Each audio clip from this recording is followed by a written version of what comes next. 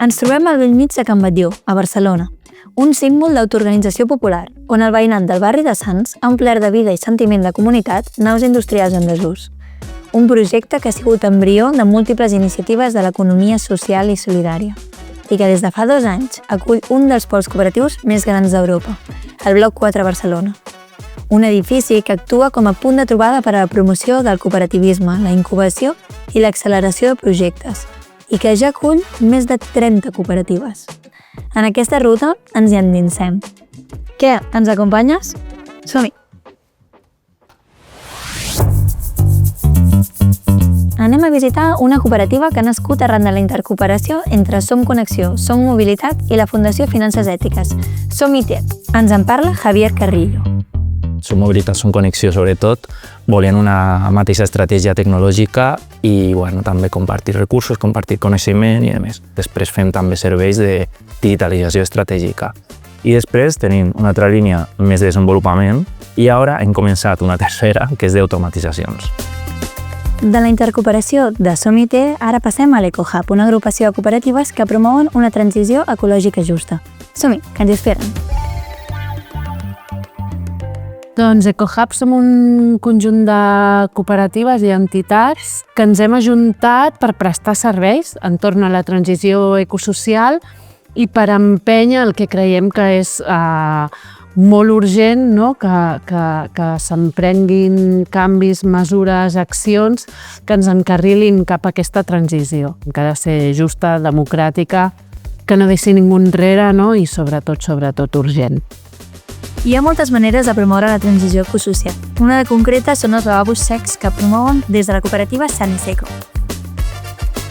Tenim diverses línies de negoci. Una és aquesta més teòrica, d'assessorament, informacions.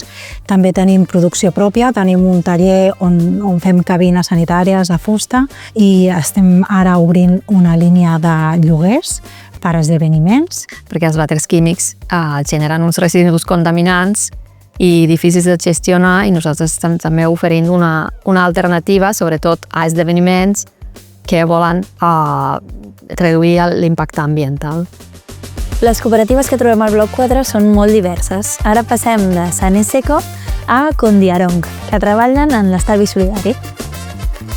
Condiarong es una cooperativa de trabajo liderada y creada por mujeres acá en Barcelona, que a través de su aplicación web y de su app móvil queremos ser referentes en el envío de dinero de las personas migrantes desde la Unión Europea hasta Colombia. Y nosotros buscamos fomentar el ahorro solidario. El propósito es que pueda financiar proyectos productivos de ellos que tengan en sus proyectos de vida.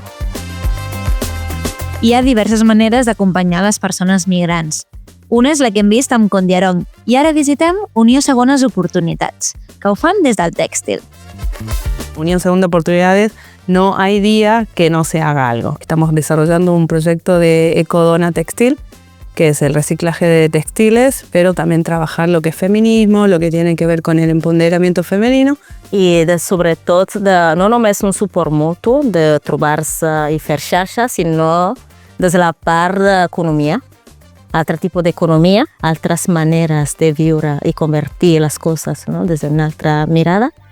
I vam decidir crear primer una botiga solidària i després un taller de costura, també fem una mica d'estampació, però sobretot la idea és que sigui d'una manera o l'altra donar suport a la nostra comunitat. La ruta ja acaba, però m'hi hauria pogut passar molt més temps.